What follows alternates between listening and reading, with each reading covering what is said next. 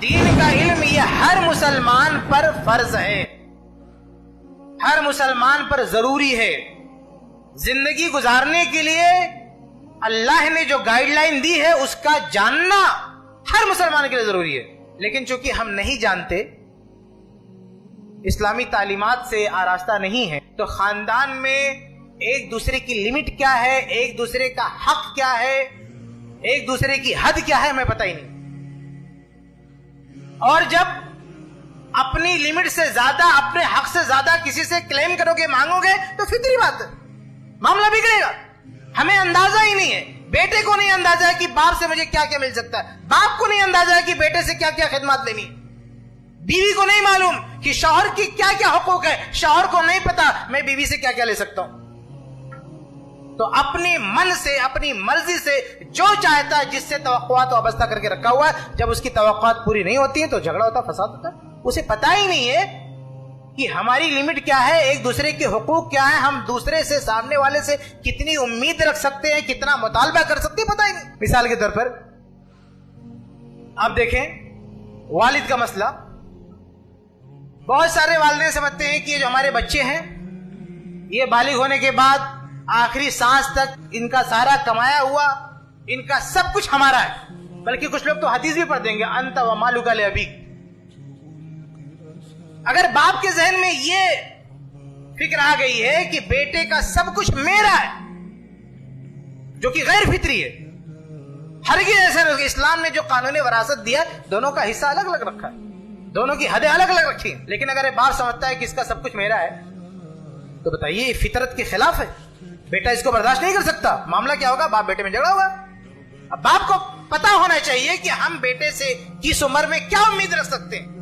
अगर वो बच्चा है तो हम उससे क्या उम्मीद रखेंगे, जवान हो गया तो क्या उम्मीद रखेंगे, और बड़ा हो गया, बाल बच्चों वाला हो गया, तो हम उससे क्या उम्मीद रख सकते हैं। हमारे पास अभी वक्त नहीं है कि मैं आप तफसीलात पे जाऊं, मैं सिर्फ इशारे आपके सामने रख रहा हूं कि अगर बाप को मालूम हो कि बेटे से हमें क्या क्या लेना है, दीनी इल्म से आरास्ता हो, तो अपनी लिमिट में, अपनी हद में रह के बेटे से मुतालबा करेगा, बेटा पूरा करेगा। बेटे का भी ये मसला है, बेटे को भी नहीं मालूम कि बाप से हमको क्या क्या मिल सकता है। एक बाप जिंदा है तो कितने सारे बेटे खड़े होकर कहते हैं कि अब्बा बांट के हमारा हिस्सा अलग करो, हमें तुम्हारे साथ नहीं रहना। अब इस बेटे को कौन बताए कि जब तक तुम्हारा बाप जिंदा है उसके माल में तुम्हारा कोई हक नहीं बनता। बाप के माल में कोई हक नहीं बनता। जब छोटे थे बाप ने पाल पोस के बड़ा किया, अभी बड़े हो गए, अभी तुम्हारे हाथ पैरे कमाओ खाओ, बाप जिम्मेदार नहीं तुम्हारा। बाप के पास कितनी भी प्रॉपर्टी हो, वो एक चवन्नी भी आपको ना दे, वो गलत नहीं है। लेकिन बेटा क्या समझ के रखा है कि अगर बाप ने मेरा हिस्सा नहीं दिया तो मुझ पर जुल्म कर रहा है, तो झगड़ा होगा। मुंबई में एक फैमिली में एक बेटे ने क्या कहा बाप से, उसके पास एक ही फ्लैट है, तो कह रहा अब्बा ये फ्लैट बेच के मेरा हिस्सा दो। बाप कहता बेटा तुझको बेच के हिस्सा दे दिया तो मैं कहां रहूंगा, तो कहा ये तुम्हारा मसला, कहां रहूं, मैं क्या करूं, मुझे हिस्सा चाहिए। इस फैमिली में बेटा बाप दोनों दीन से जाहिल है। ना बाप को पता है कि मेरी लिमिट क्या है, ना बेटे को पता है, और झगड़ा हो रहा है। अगर इन दोनों को मालूम होता, या दोनों में से किसी एक को पता होता, बेटे को पता होता मुतालबा नहीं करता, बाप को पता होता जैसे मुतालबा करा उसका मुंह बंद कर देता कि किस हक से तू मांग रहा है, कहां कैसे हक तेरा, लेकिन नहीं पता, नहीं मालूमात, इसलिए झगड़े खड़े हो रहे हैं, मुतालबे हो रहे हैं। ऐसे ही भाई बहन का मसला है। एक भाई पर भाई का हक क्या है नहीं पता लोगों को। कभी कभी हमारे यहाँ एक जुमले में बोल जाता है कि भाई के माल में भाई का कोई हक नहीं है। ये बहुत बड़ा फ्रॉड है, ये बहुत बड़ा धोखा है, ये बहुत बड़ा पाप है, बहुत बड़ा जुल्म है। ऐसे बेशुमार मसाइल है जहां भाई के माल में भाई का लाजमी हक होता है। लेकिन आज हमने सबको सिखा दिया नहीं, भाई के माल में भाई का कोई हक नहीं होता। भाई एक भाई बगैर शादीशुदा मर जाए, करोड़पति है, तो उसकी प्रॉपर्टी उसके भाई को मिलेगी। शादी भी हो चुकी, बीवी है, औलाद भी हुई, तो भी भाई का हिस्सा है। औलाद भी हो चुकी है लेकिन बेटी है, बेटा नहीं, तो भी भाई का हिस्सा। ये कंपलसरी है, वाजिबी है, लाजमी है। अगर बाप नहीं है, बेटा नहीं है, तो फिर भाई के हिस्से में भाई का हक बनता है विरासत में। बेटियां भी हैं और बेटा और बाप नहीं है तो भी भाइयों का हक बनता है। बहुत सारे ऐसे मसाइल है जहां भाइयों का हक बनता है, बल्कि ये विरासत से हटकर दुनिया में नफके में भी भाई के माल में भाई का हक बनता है, वाजिबी। एक भाई है छोटा, अभी बच्चा है, बाप मर गया, यतीम हो गया, और उसकी अभी शादी वगैरह नहीं हुई है, ये बड़ा भाई अगर उसका खर्चा संभालता है तो ये एहसान नहीं, ये उसका फर्ज है। कुरान ने बहुत वाज़ेह तौर पे कहा वअलल वारिसी मिस्लु ज़ालिक, कि विरासत का कनेक्शन जहां होगा वहां खर्चा भी लग जाएगा। ये छोटा बच्चा अगर ये मर जाए, उसके नाम कोई प्रॉपर्टी है तो बड़े भाई को मिलेगा, क्योंकि इसकी शादी नहीं हुई अभी, इसके बच्चे नहीं। तो यहां विरासत से लिंक है बड़े भाई का। ये छोटा भाई अगर इसके साथ कोई प्रॉपर्टी अटैच है, ये मर जाता है, ये प्रॉपर्टी इसके बड़े भाई को मिलेगी अगर मर गया तो ये प्रॉपर्टी का यहां लिंक है। यहां ऐसे केसेस में अगर इसको कुछ होता है, इस पर कोई मसला आता है, तो उसकी देखने की जिम्मेदारी बड़े भाई की। इसके पास कोई प्रॉपर्टी नहीं है, कंगाल है, तो उसको पढ़ाने लिखाने सब जिम्मेदारी उसके बड़े भाई की। ये एहसान नहीं, ये फर्ज है। हाँ, बाप जिंदा है तब बड़े भाई का फर्ज नहीं है, या ये बड़ा हो गया इसकी औलाद है तो फिर भाई का फर्ज नहीं है। तो अलग अलग केसेस है ना, ये जानने की जरूरत है कि कहां भाई के माल में भाई का हिस्सा है, कहां नहीं है, कहां विरासत में हिस्सा है, कहां नफके में जिम्मेदारी है। लेकिन ये हमें पता नहीं है तो फंसा देता। भाई बहन का भी मसला है, एक भाई का बहन से कितना रिश्ता है, बहन के क्या हकूक हैं, ये भी हमें नहीं मालूम है, और उसकी वजह से बहुत सारे मसले खड़े होते, बल्कि शरीयत के बहुत सारे मसले हजम नहीं औलाद मुंबई में हमने विरासत पे एक कॉन्फ्रेंस की थी, उसमें मैंने एक मसला बयान किया था कि अगर एक आदमी बे औलाद मर गया, 4 करोड़ छोड़ के, उसकी एक बीवी है और एक बहन है, तो इस 4 करोड़ में से उसकी बीवी को सिर्फ 1 करोड़ मिलेगा, उसकी बहन को 3 करोड़ मिलेगा।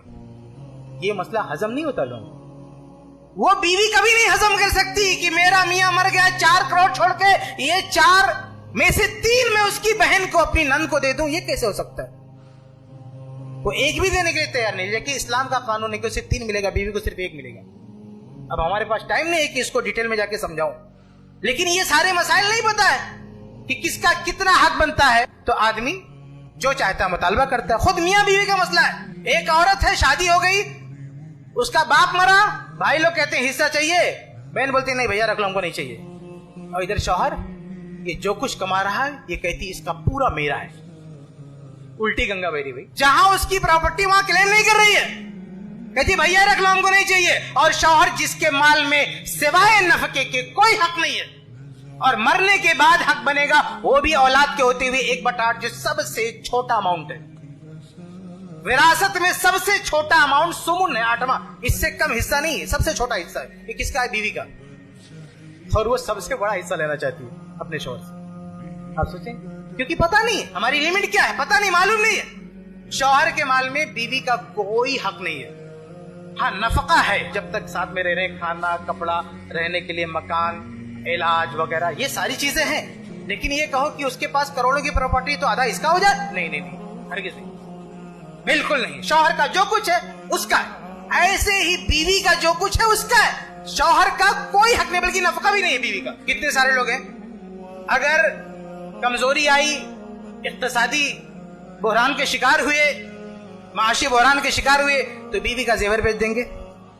बीवी की प्रॉपर्टी है तो उसको अपना समझेंगे, अपनी तरह इस्तेमाल करेंगे। नहीं, ये तुम्हारा नहीं है। बीवी के पास चाहे करोड़ों हो, वो दे दे तो उसका एहसान है, लेकिन शौहर ये नहीं बोल सकता कि इसका जो कुछ है मेरा है। भाई रमजान में ज़कात देती हैं औरतें अपने जेवरात की, तो वो शौहर से दिलवाती, तुम जाके ज़कात दो।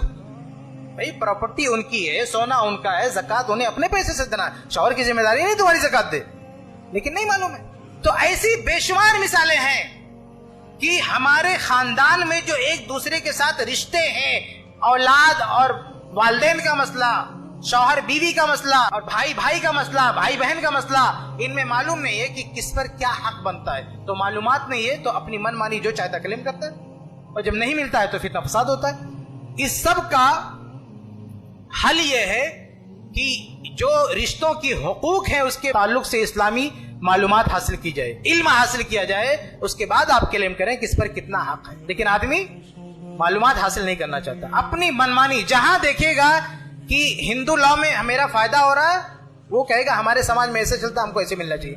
जहां देखेगा इस्लामिक कानून से हमको फायदा मिल रहा है, तो मुफ्ती को पकड़ के ले आएगा, ये हमारा हिस्सा है। समझ रहे? तो ये दूसरी वजह है, इल्म का ना होना। इसकी वजह से भी खानदान में इख्तलाफात होते। किसी भी खानदान में देखिए, जो लोग काउंसलिंग के लिए जाते हैं, अगर वो खानदान पढ़ा लिखा हो या उसमें 2-3 पढ़े लिखे हो, दीनी तालीम से आरास्ता हो, तो उनको समझाना बड़ा आसान होता है, प्रॉब्लम को सॉल्व करना बड़ा आसान होता है। लेकिन अगर कोई दीन से वाबस्ता नहीं है, पढ़ा लिखा नहीं है, बहुत मुश्किल है उसे समझाना।